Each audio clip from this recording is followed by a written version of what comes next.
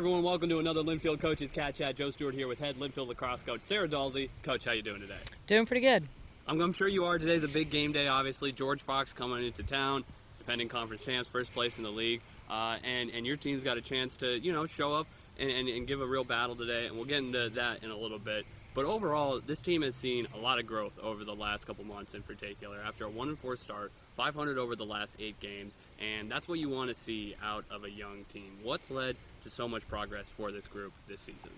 Yeah, so I think really the biggest thing is they're hungry and they're super hardworking, and like you said, we are young, but I think offensively we're kind of a hard team to scout, right?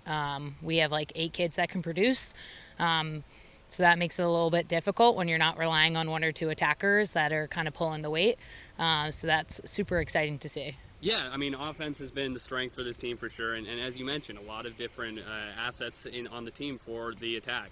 25 points or more for 7 different players this season, of course led by Gabby Christ in that category, but a bunch of different players getting involved. What's led to so many different talented offensive pieces being able to coalesce and not having to rely on 1 or 2 attackers?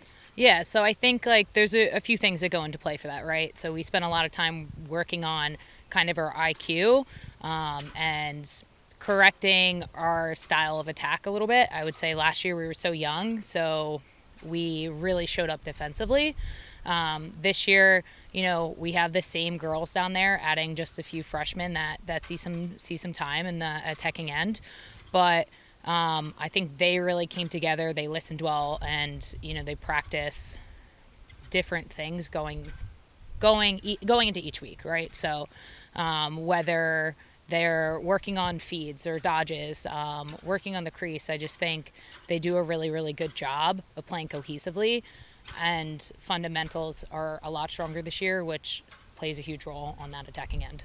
Savannah Irwin's a player who's been a big piece of that, leading the team in assists this year, has also caused a lot of havoc in the midfield defensively, but particularly with her playmaking ability. Not a player that was that involved in the attack last season. What's changed for her? Yeah, Sav, honestly, I am extremely proud of her.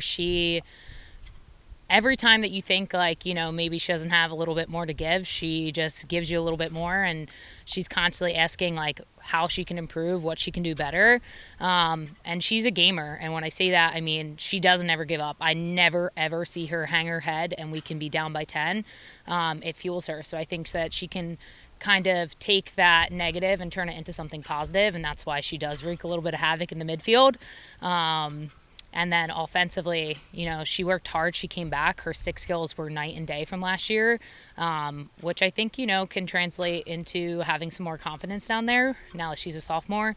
But, I don't think she's done by any means, not even this season, and I'm really excited to see what she does next year.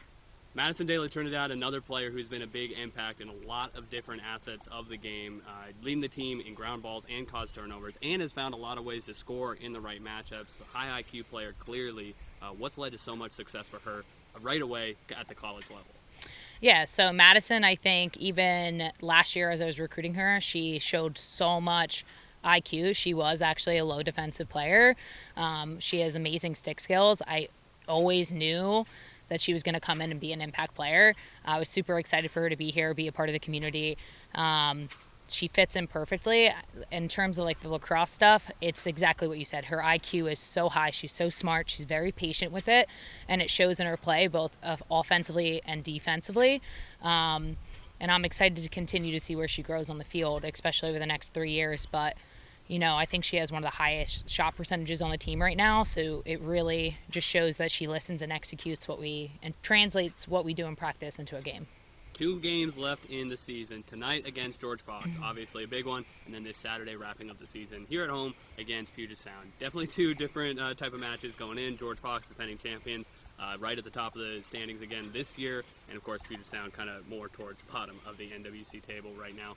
So with this George Fox match in particular, but then also trying to certainly end on a positive note over the weekend, what do you want to see out of this young group in their final 2 games this year?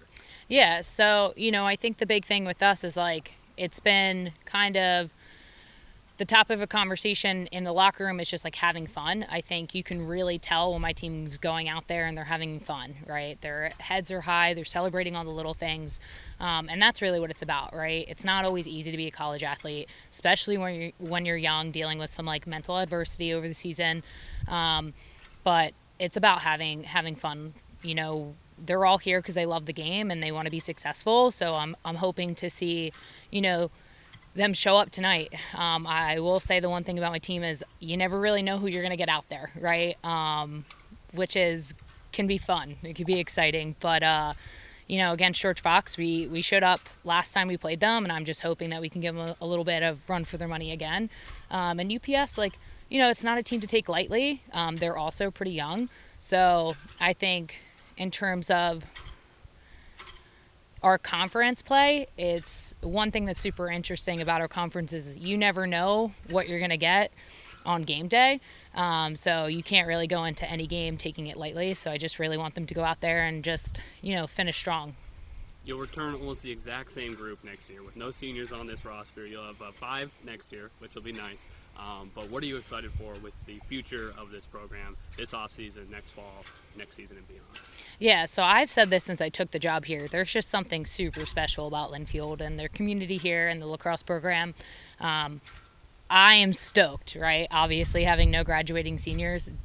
Last year, we only had 2, so of course that came with its own challenges and difficulties. But you know, next year I'm super excited. We got a great incoming freshman class. We have a bunch of returners that constantly show up and improve yearly and daily and weekly. And, you know, I definitely don't think that we are a team that people are taking lightly. I'm just hoping that with all the peaks and valleys and those ebbs and flows that we can get them a little bit closer together so that our record can finally show just how like strong of a team that we are, right? Because I think sometimes, you know, we go into these games and you don't necessarily see the talent by the outcome, but there's so much talent on the team, and I think that's not something to take lightly. Well, it's been a lot of fun to watch your team, both with the growth and just watch them have a lot of fun out there. Wildcats will be wrapping up the season with 2 more games tonight against first place George Fox here at home, also at home on Saturday hosting Puget Sound. Won't want to miss either of those. We hope you come down to McMinnville and cheer on the Cats in person. We'll, of course, have live streaming coverage for you on the Linfield Sports Network as well. Coach, good luck. Thanks for the time. Thanks, Joe.